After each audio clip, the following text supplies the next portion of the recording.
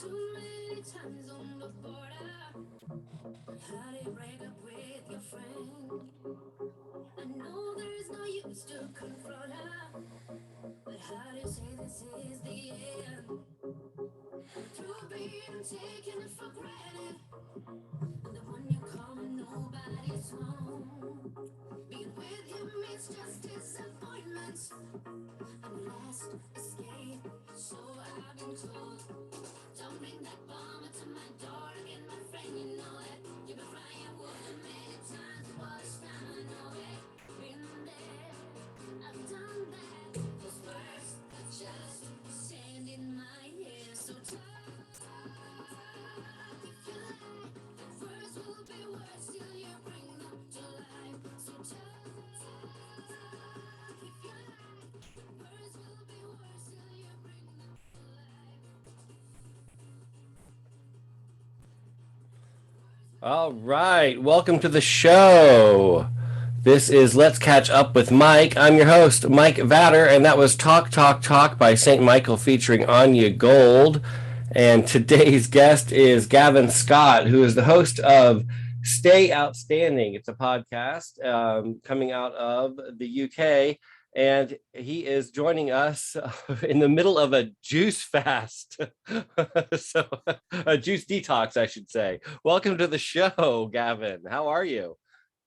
Yeah, I was about to say I'm great, thanks, but actually I don't know whether I'm coming or going sometimes. I'm on day 4 of this cleanse, so Oh my gosh.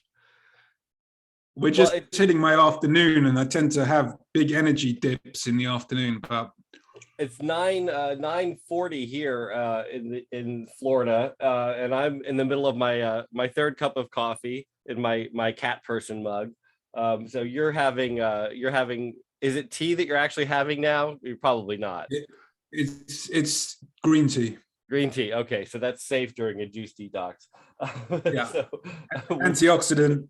What prompted the the juice detox? Oh, first of all, let me say welcome to the show. I skipped right over that because I wanted to hear about your juice detox, but we'll dive into that in a minute. Welcome to the show. Thank you for joining me, and I appreciate you fighting the oncoming exhaustion that I'm sure is about to hit any moment to join me today. Thank you so much. Oh, no, wake up.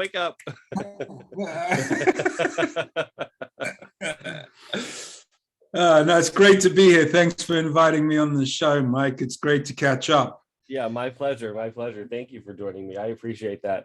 What other than about to pass out? What is life like in the middle of a juice detox over there? What's going on? What prompted this? So it's really interesting, man.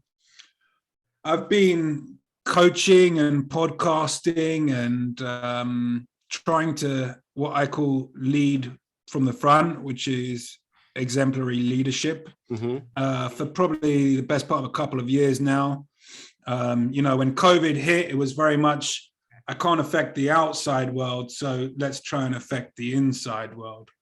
And at that very moment, I basically moved from what was a 25-year career in real estate into basically exploring my internal world and basically a journey of discovery and self-fulfillment, and one which is still going and probably will never stop.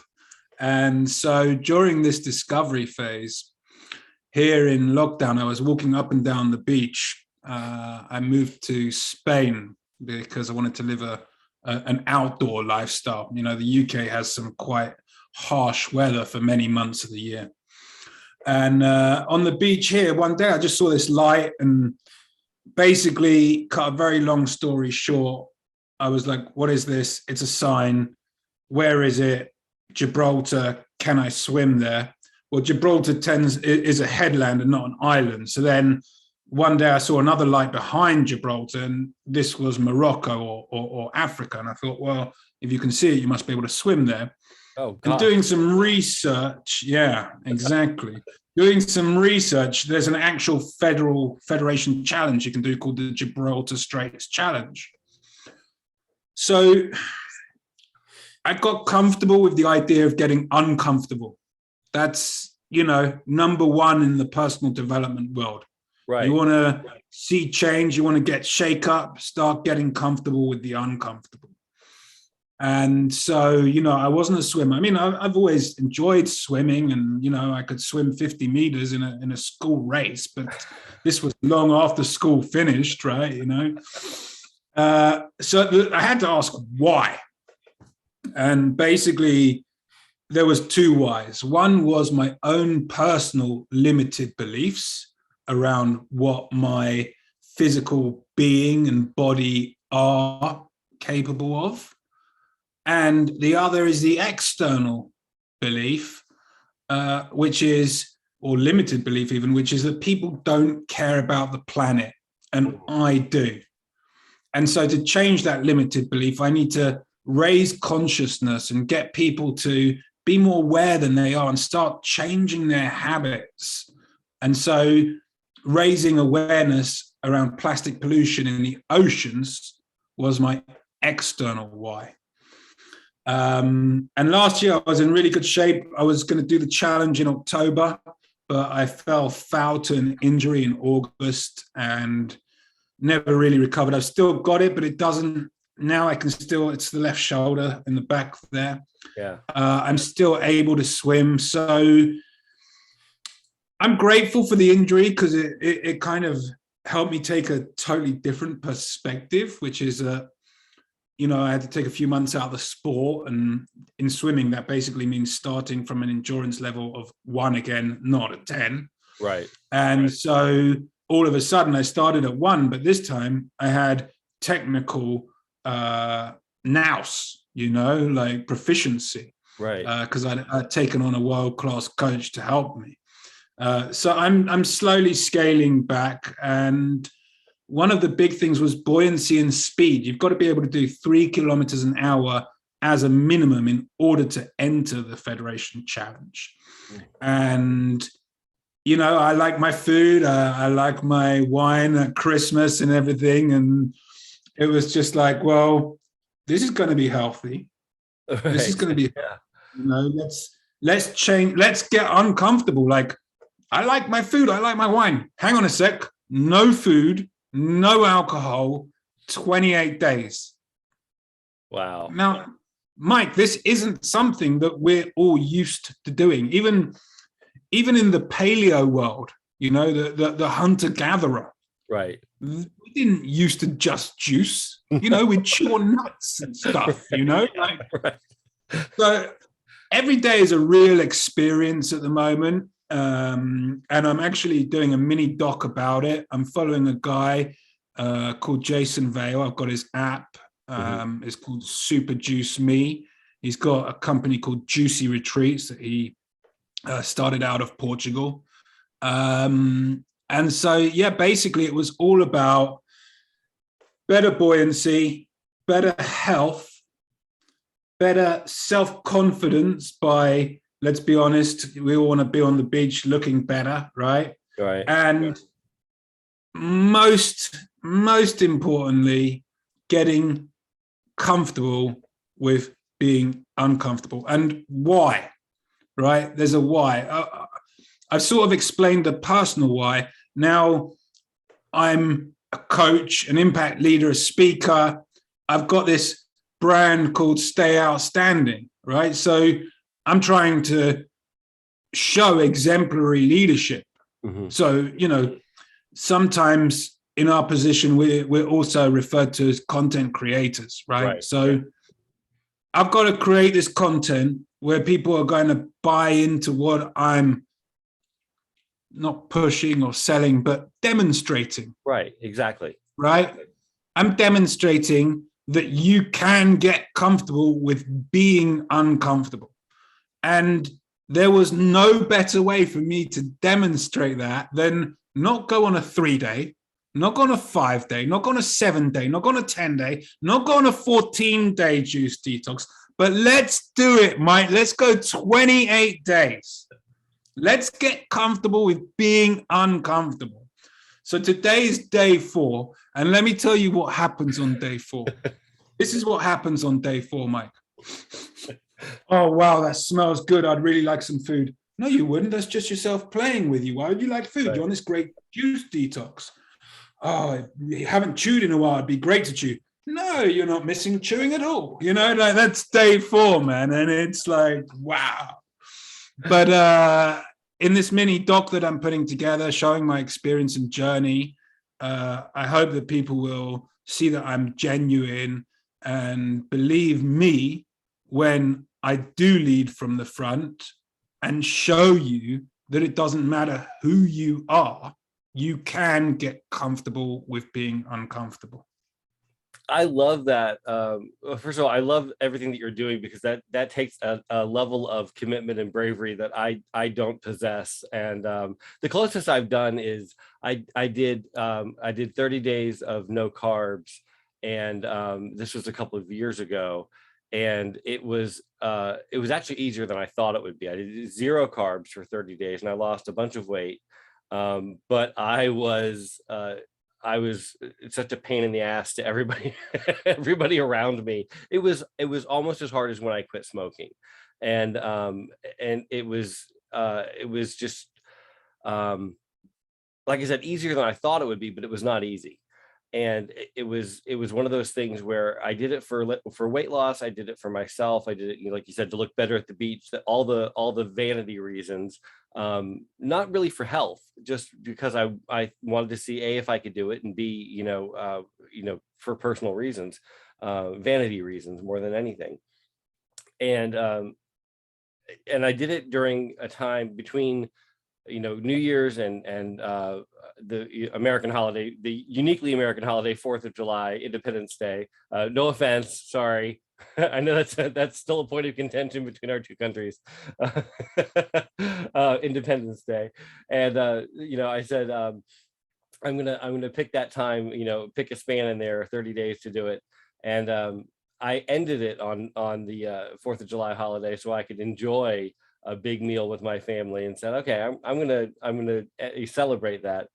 And it was weird that when I finally had, we had a cookout at my parents' house, and when I finally had carbs again, my body was like, what the hell are you doing? I wanted all the food. I wanted to eat the chips and the dip, but my body reacted like it was having an allergic reaction to it. It was like 30 days of not having chips, 30 days of not having bread. And my body was like, no, it tastes good, but this is not going to sit well. And it did not sit well. I kind of had to reintroduce carbs slowly into my system. But yeah, it was difficult to do. I did lose a ton of weight, gained it all back, of course. Because if you're doing it for dieting purposes, those reasons don't work. It has to be a lifestyle change. It has to be a mindset change, like you said. But yeah, if you're doing it for the right reasons, it can be great. If you're doing it just for pure vanity, that's not the reason to do it. So I wish you luck on that journey, and it sounds like you're doing it for much better reasons than I did.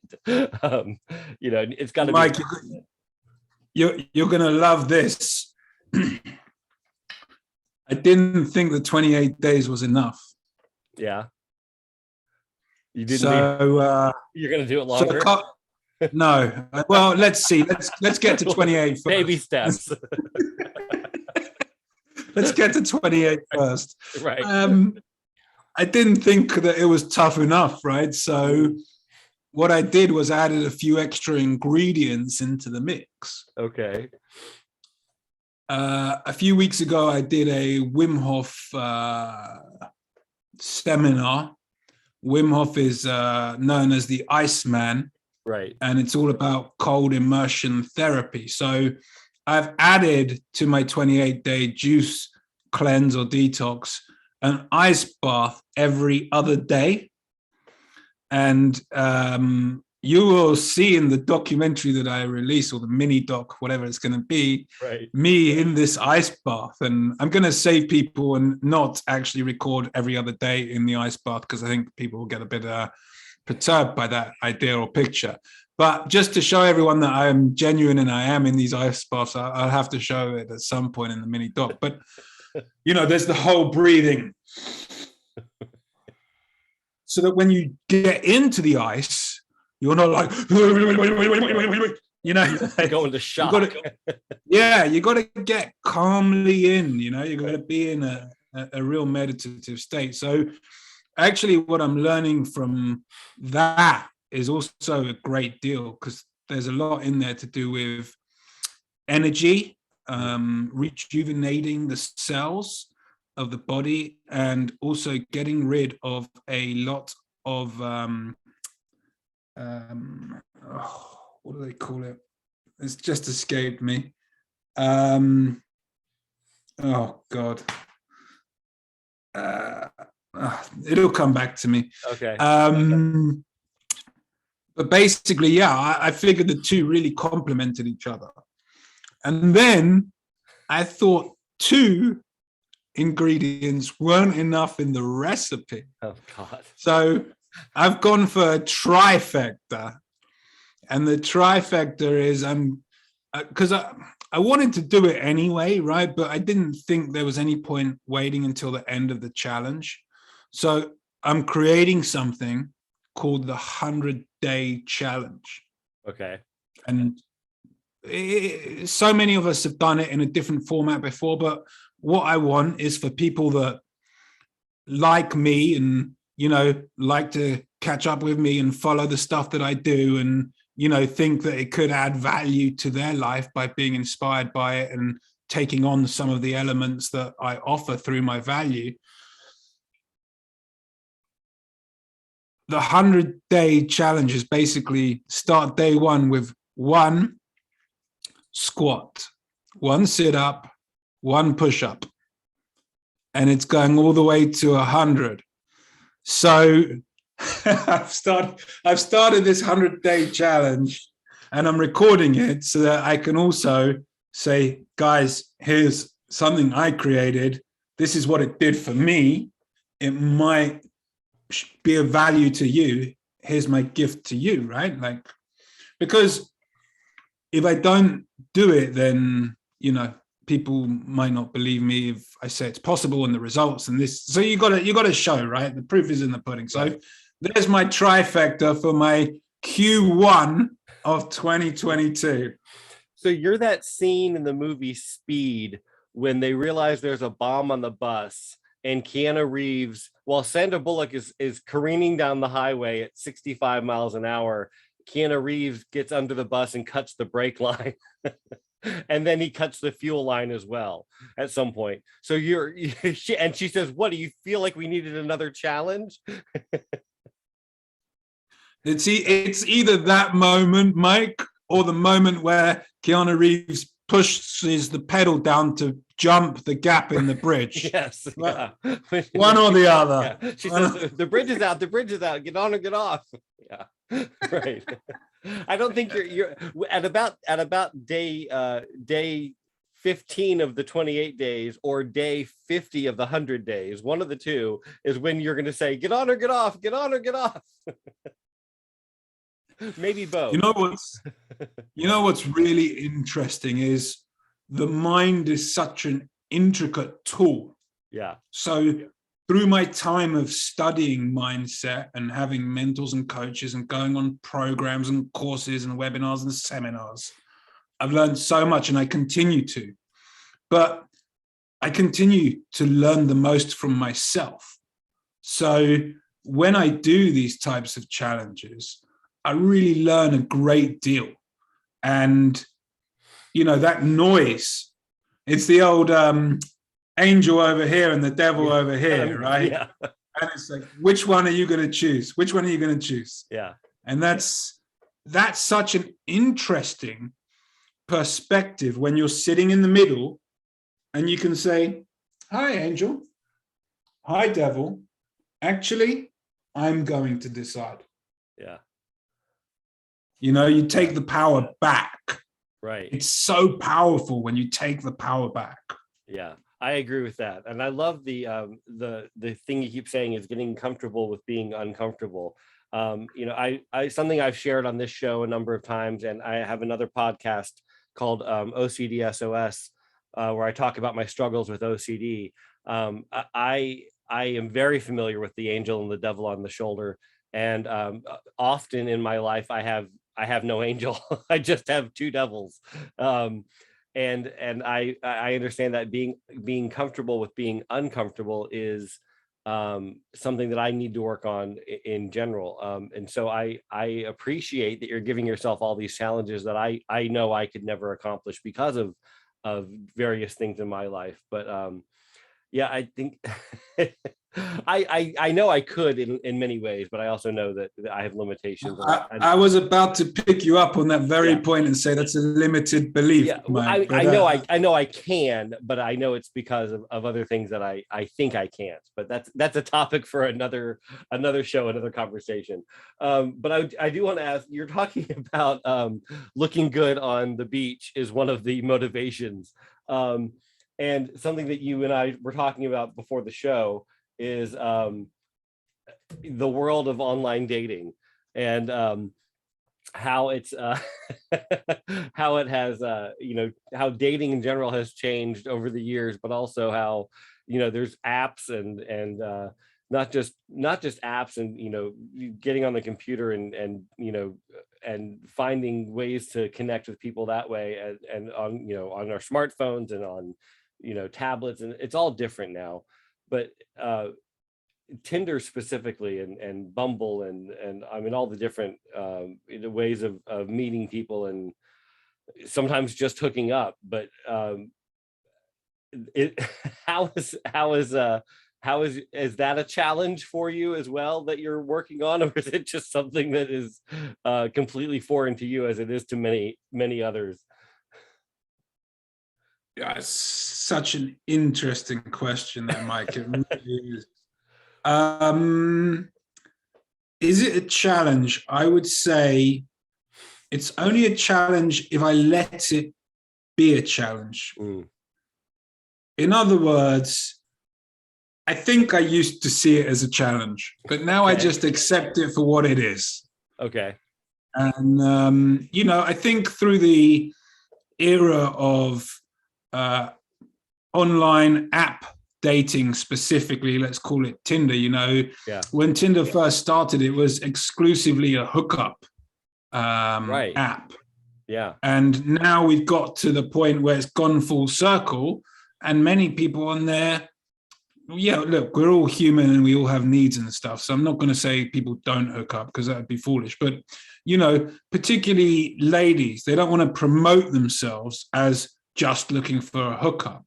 And so now there's a whole nother perspective that comes with it, which is actually, it's got its pros and cons like everything in life. Right. But yes, I'm still looking for my life partner, my wife, the mother of my children. I'm a 43-year-old bachelor. I've kind of been traveling a lot in my adult life, and I've had a big business as well, which I was uncompromising about, growing. So I haven't really had the space to welcome someone in, but now I'm creating that space. So I'm sure it won't be too long, whether it's through online dating or just somebody I know, who knows, but we'll find out. But man, the online dating, I'm sure we could share some stories between us that would put a smile or two on the viewers' faces. I mean, I think it's funny when you said looking for the mother of my children. I imagined you having all these children around you, and you're like, where is your mother? Where is she? Have you seen her? Where is she wandering around somewhere? I remember. Yeah, you're there. Yeah. I remember a time when I was traveling around America, and I was just playing with Tinder, right to like and left not. Yeah. So I matched, and this profile was of like quite a pretty girl, quite vivacious, and I was like, oh, this could be interesting, let's kind of see where it goes. And unlike most interactions, one of the first things I got was an address. And I was just like, okay, so this is just a hookup. Right. Yeah, absolutely. You know, Yeah. clear as day. They haven't had to Right. say it. Yeah. That's the signal, right? Here's my Right. address. Yeah. So I remember I went along to this address, and bless her cotton socks. She was a lovely lady, but she was nothing like the photos suggested. And I decided on that moment, or that journey or experience, that rather than be upset and display my anger, I would give this lady a second chance. So that was something else. But you know, nowadays they've actually they've got it's in the dictionary, a catfish, Yes. right? So Yes. I mean, I actually quite like, or am attracted to, Asian ladies, but pretty much every Asian lady on Tinder is a catfish. And it's probably some guy in a data center in China just trying to get your details. So after having gone through, I don't know, a good 8, 9, or 10 Asian connections on Tinder, it doesn't matter what their profile says, what their photo is like. I just swipe left. It's the Russian guy on that Discover card commercial who's actually just mining your data and selling it to some scammer. It, it's interesting because actually we really have to be careful about data these days, you know. Yeah. Oh, absolutely, absolutely. It's funny. My experience with the dating sites is very limited. Only because, well, I say that with the caveat. My husband and I have been together for 25 years, but we've only been married legally for 6, because that's how long it's been in the U.S. that we've been allowed to be legally married. But we have a polyamorous, open, dating, whatever. I don't even know how you describe it. It's the way of the world. But we have the understanding and openness of looking and being with others. So we we go on the apps from time to time, but I've been solicited more on things that are not dating apps. I was solicited on LinkedIn, which I thought was the funniest thing in the world. I mean, it is, it's for people who are looking for small business, who are looking for jobs. So I thought, well, that's something. And it's only by women. I've been solicited by women on LinkedIn, never by men. I've been solicited by women on TikTok, never by men. I've been solicited by men and women on what's the app? I have to look at my phone now because it was not a dating app. It was something. It was something pretty hilarious. It was on Instagram, actually. It was Instagram. I got solicited by somebody and now I'm in Florida, and perspective wise, and I don't know how familiar you are with the Continental 50, but Florida being in the Southeast and Washington State being in the Pacific Northwest. So completely opposite angles of the country. And Washington State, Seattle specifically, and this guy on Instagram was, he said, "Hey, I saw, we have mutual friends. I wanted to connect and see if we hit it off." And I thought, that's a hell of a commute for a hookup. And it's not at all convenient for dating. So I don't know, where are we going to meet? I didn't even respond to him, but I'm just thinking, even if I was interested logistically, how would that work out?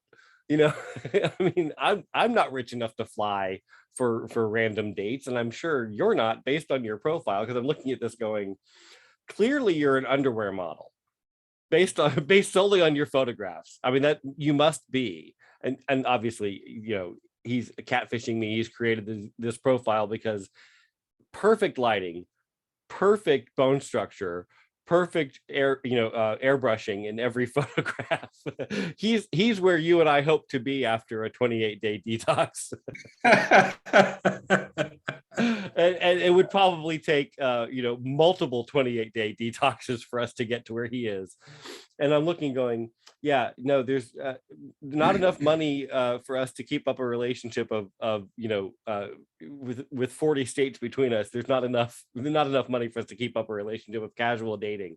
So I'm looking going, yeah, so clearly you're a wealthy underwear model who's going to travel back and forth between these multiple states just to have coffee. Because and that's what his whole thing was, that we could meet for coffee or meet for dinner somewhere. And I'm going, okay, what is that? Nebraska? Well, like where are we gonna meet? What's the point in that? So yeah, I think it's a completely unrealistic ideal that some people have on these dating apps. But it's funny because I've got 3 nieces who have met their husbands on dating apps, and had 2 of them have had successful marriages. One ended in divorce, but the other 2 have had long, very successful marriages with children. All 3 have had children, but one ended in divorce, as I said.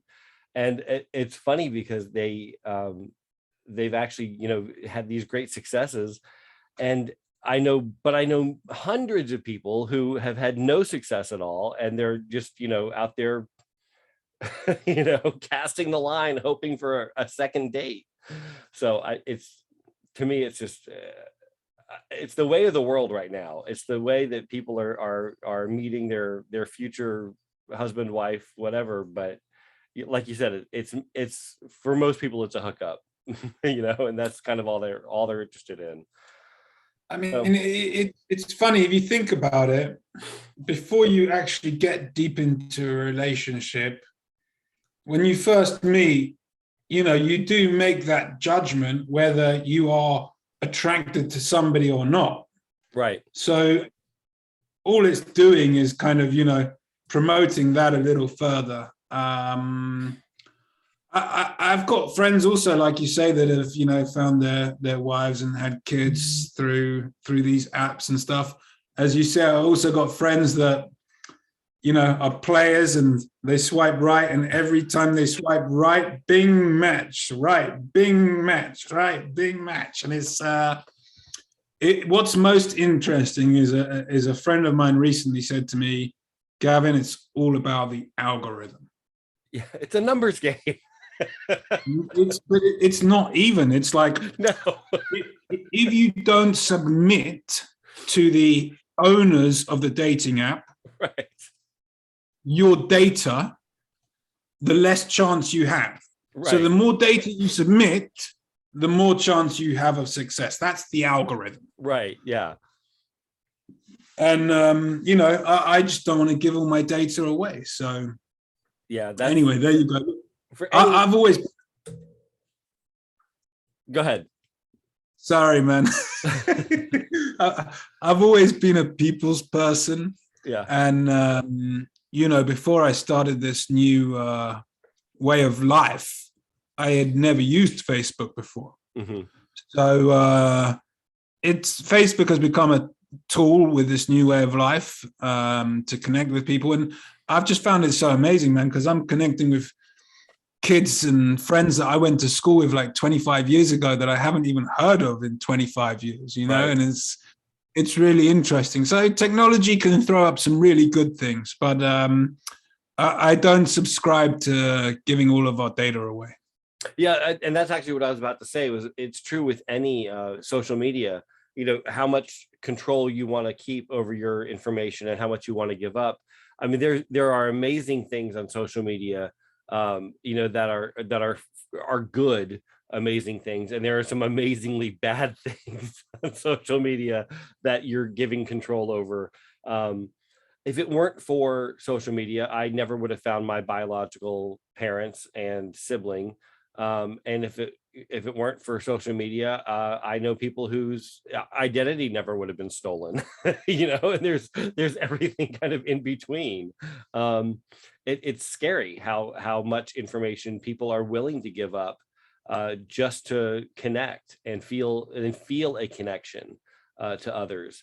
But there's a lot of good out there. I wouldn't be able to freely connect with relatives, for free, and they in reverse, who are around the world, who don't have other means of communication, as freely as social media allows, to just post and like and share pictures, and because of lack of resources on their end, they can come on here and see me on camera anytime they want. They can connect on Zoom or Facebook or whatever.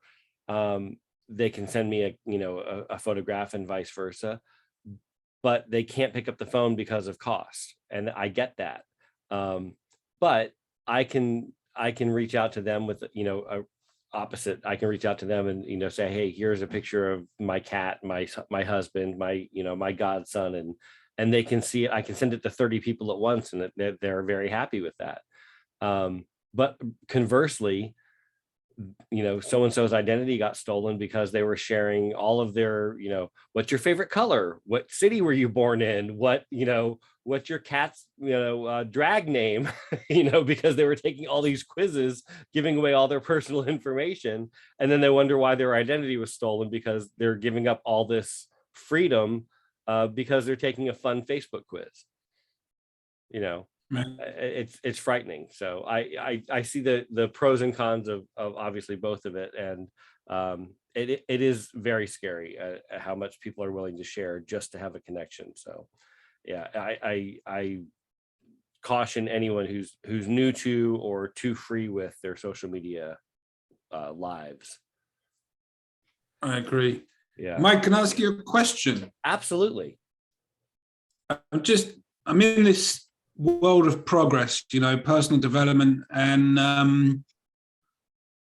rather than looking at it from the personal perspective, I want to look at it from the humanity perspective. Sure. And I want to see if humanity has progressed. So you said that you've been with your husband for 26 years and been married for 6 years. Obviously, in terms of legal status, there's progress there, but have you experienced any more or any less prejudice, or have you even ever experienced that? Yes and no and yes, depending on situations. Yeah, I would say politically the climate will change people's perspectives, and I think geographically people's perspectives will change, especially here in Florida. The tide will shift very quickly based on politics here in Florida, because we're not a in the United States we have what we quickly will label red states, blue states, and then we have purple states, which are neither Republican nor Democrat. They could easily vote either way, and so Florida is always been a very true red state. It always votes very conservative, always votes for the Republicans. The last few years, Florida's become kind of what they call a purple state. And then the last two elections, Florida's been kind of a blue state, less purple, more blue. So it's becoming more liberal, more progressive to live in Florida. And that's because the population is shifting. People are retiring here. People are moving here for, cheaper land and cheaper real estate, better jobs, better benefits, things like that. So the climate in Florida has definitely changed socially, liberally, politically. But we've had issues over the years with in the last, almost 30 years of being together, dating and living together and being a couple. We had a neighbor when we first moved into the house that we're in now, which was 18 years ago.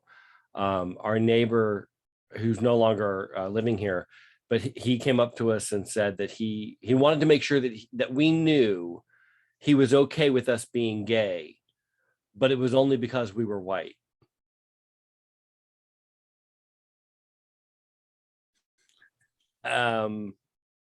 What? Yeah. We don't have a choice in either one of those things. We didn't choose to be gay, we didn't choose to be white, but yeah, thanks. Appreciate Was he that. chewing with lost teeth and a pitchfork in his hand? He might as well have been. No, actually, he was very quasi-normal looking, semi-attractive, middle-aged man who seemed normal on all accounts. But yeah, he also is wildly conservative on most fronts, but socially, other than being racist, socially socially pretty liberal, which was surprising. And that's a big thing that we have here in Florida. Are they call themselves social liberals. They're extremely conservative in every other sense of the word and blatantly racist, but they're socially liberal, which I don't know how to wrap my brain around. They're in favor of gay rights. They're pro-choice when it comes to abortion, but they don't admit that they're racist. They think they're not racist. But anybody who's tan, they call Mexican. They don't believe that Black people are equal to white people, and they say these things, but they also don't think that they're racist. And it's very hard to wrap your brain around when you're a progressive liberal, truly liberal person like me, and you go, how does that? I don't. What do you? What? It doesn't make English up here. I don't understand.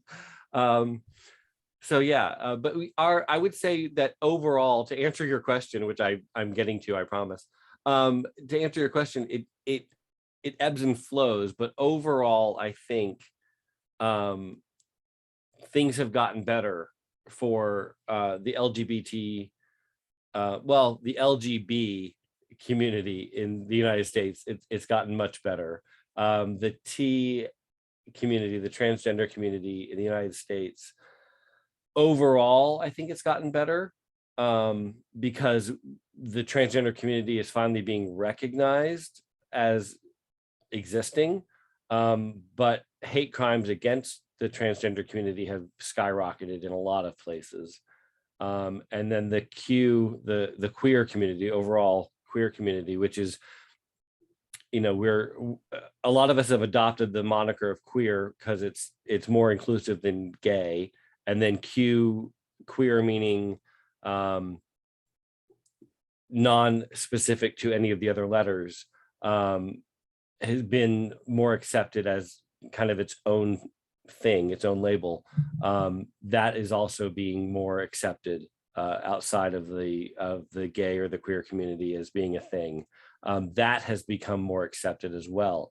So I think overall, for the LGBTQ plus community, I think most people in this country are more accepting and more socially more accepting. Politically, there have been over 250 anti-gay, anti-LGBTQ legislations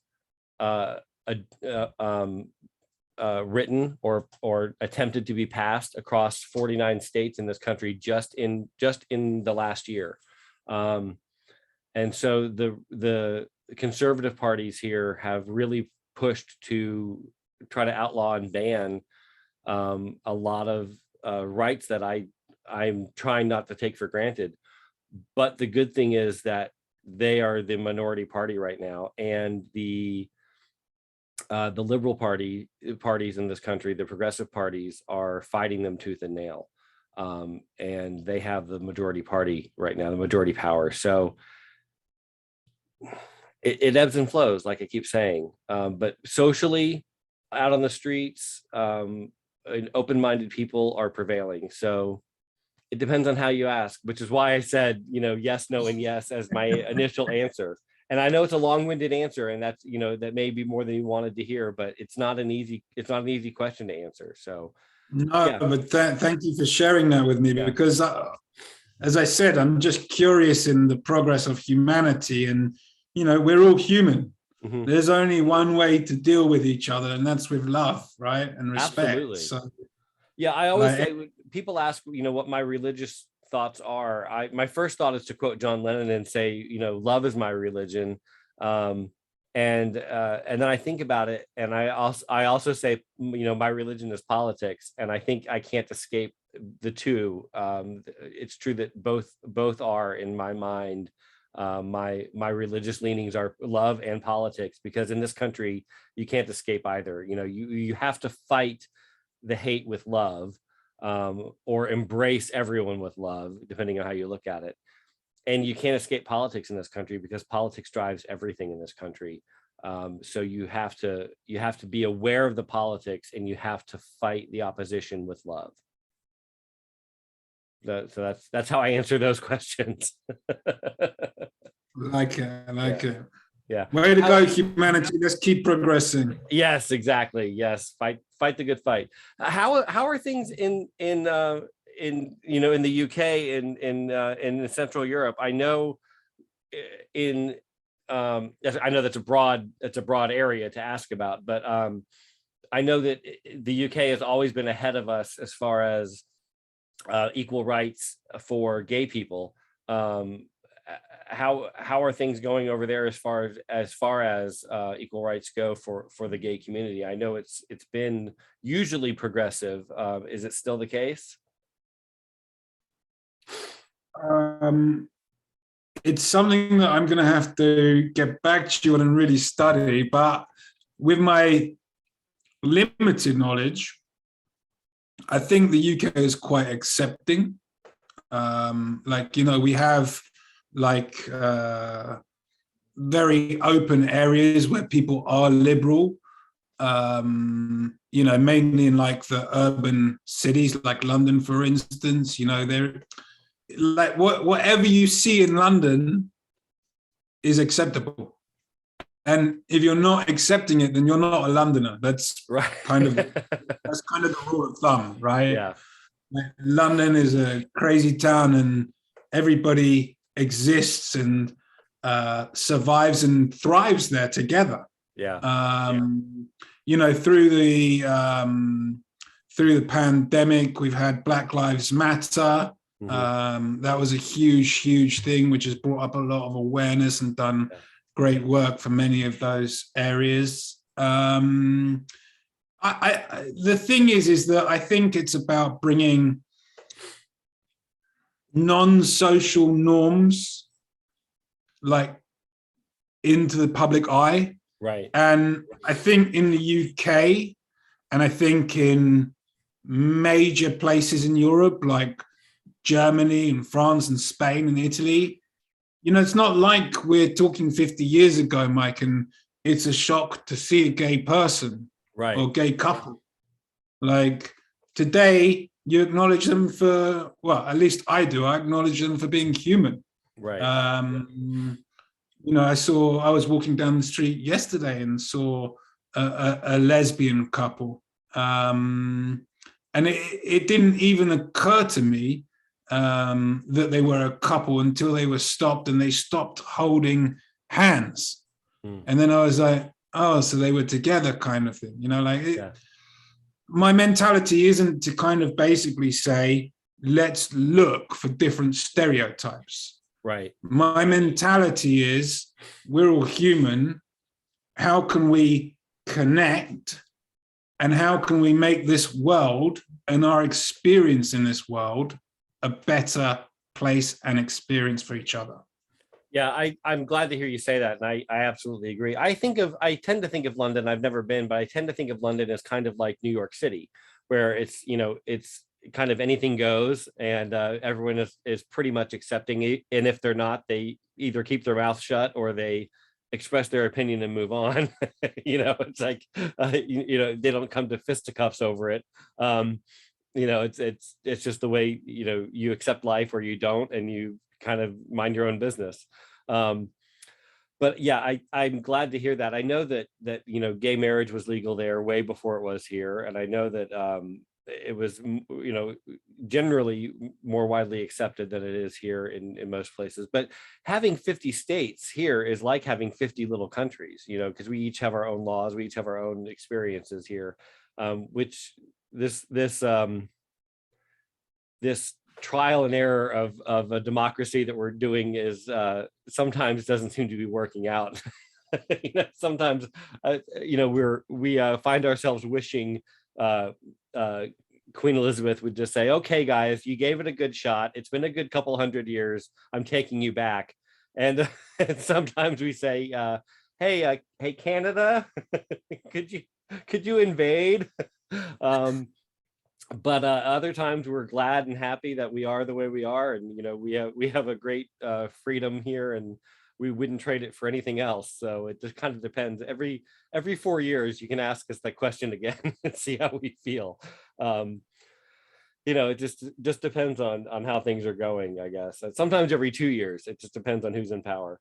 But I think it's the biggest political, or the biggest issue in recent years in Europe for the UK has obviously been Brexit.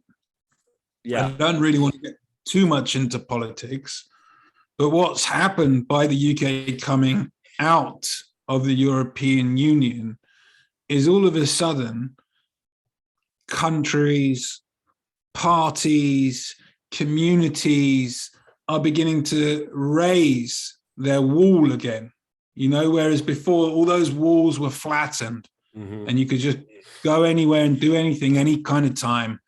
And now, you're not welcome in our community. That's coming back. Yeah. Like that attitude, that perspective, it's just such a dark, horrible thing. And I just hope that if anything comes from Brexit, that we're able to see that for what it is and help those communities to heal, because I think that kind of perspective is an illness. So I'm hoping that doesn't keep happening, and I hope that doesn't get stronger going forwards. Yeah, my thought on that has always been, not specifically on Brexit, but on that mentality has always been, if you have the resources to build a longer table, don't build a higher wall. To me, it's you should always build to accept, not build to block off. I am not in favor of completely open borders, but I'm also not in favor of building higher walls. I think open borders are a good thing. Completely open borders, I think, obviously can cause issues, but open borders are a good thing in general. And I think that having that, like you said, flatten those walls. In general, it's a good idea, obviously with some caveats, but I think that's how people grow. That's how people learn. People who travel are more open-minded. People who accept travelers are more open-minded and learn more about other cultures and other countries. And I think, and that's what you and I are doing today, whether it's, whether we've come from the same place in mind or not. And I think on a lot of points we have, and I think that's a good thing, to at least explore other thought processes, as they may be. I think, and that's kind of the point of Stay Outstanding, right? It's a podcast that helps people, kind of think outside the box and think outside their current mindset. So tell my audience where they can find Stay Outstanding and what's coming up on your show before we go let them go. Thanks, Mike. So you can find Stay Outstanding on Instagram, Facebook, YouTube, TikTok. We've got a Facebook page and a Facebook group called Stay Outstanding Tribe, where there's this community and people tend to talk to each other about the same types of things that we're talking about that time. I like to pop in little things and inspire people from time to time for those conversations to happen. And And yeah, I mean, basically, if you look for Stay Outstanding, you'll find us. It's about that simple. But if you have any reason that you want to get directly in touch, feel free to email us at stayoutstandingpodcast@gmail.com. And yeah, please do listen to the podcast with an open mind. I really hope that through my interviews and my solo episodes that I can help people to widen their perspective. And I think the wider the perspective is, the more we can, be positive in life. And the more positive we are as a collective, I think the more outstanding an arena we can play in. Absolutely. And you said your mini doc, when is that going to be out? Mini doc. So the juice will detox or cleanse will finish after 28 days. I will then need some editing time. Let's say 2 weeks for that. I'm then going to release it on my supporter sites, like Patreon, for instance. So find me over there, guys. I'll probably give them a month early view, and then it'll go on everything else. So you'll see it, guys. I'm not going to keep it from you. This is something that I'm really looking forward to sharing. There are some bits that I'm not so proud of, like, the body shots and stuff, but hey ho, we'll see what happens. It's an explorative, adventurous journey. Well, you know what? With my audience, you may get some new fans who are into the burly bears. You never know. Hey, you never know. Are you going to have any merchandise with the Stay Outstanding logo for the mini doc? Yeah, so one of the things that we're working on right now actually is to produce some non-plastic stuff. So we're gonna be branding that. So a lot of people say to me, I don't like plastic, but I don't really have a choice. Even when I find the choice, it's way more expensive than the plastic choice. So we're trying to find a solution to that problem, and then we'll just offer it under the Stay Outstanding brand. I don't know, man, if you like fuzzy bears and stuff, maybe I'll do a fuzzy bear pose on a t-shirt, and you can have that as well with a nice Stay Outstanding logo. I don't know. If you've got any ideas, guys, of merchandise that you like, I think a teddy bear with your face on it would be a cute piece of merchandise. or a teddy bear with a t-shirt that has your face on it would be a cute idea. But you know what? I think in the meantime, if your audience or my audience has any questions, they can always reach me by sending me a message, and I'd be happy to pass it along. So send me your nudes, and I will pass them along to Gavin. Send me a message, and I'll be happy to reach out to him and relay any messages to and from. But in the meantime, thank you so much, Gavin, for joining me today. I wish you the best of luck in your remaining 24 days of your, but who's counting, right, of your juice detox, and hopefully you don't pass out today, and you've got 24 more days to stay alert, and but not too exhausting. Hopefully it'll be all right for you. And take an ice bath if you decide you're getting a little, just jump in the ice, and it'll wake you right up. It's funny you say that.